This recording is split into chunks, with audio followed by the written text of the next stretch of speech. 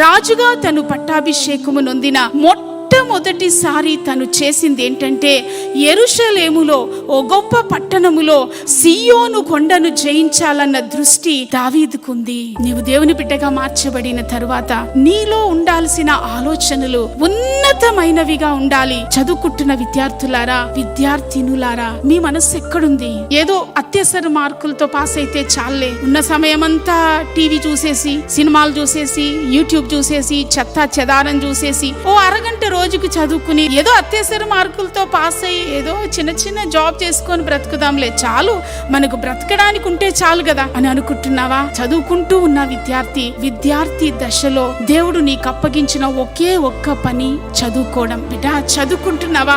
రాత్రింబగళ్ళు శ్రమపడు, రాత్రి అనక పగలనక కష్టపడి చదువుకుని ఉన్నతమైన స్థానాన్ని నేను పొందుకోవాలి. Praise the lord.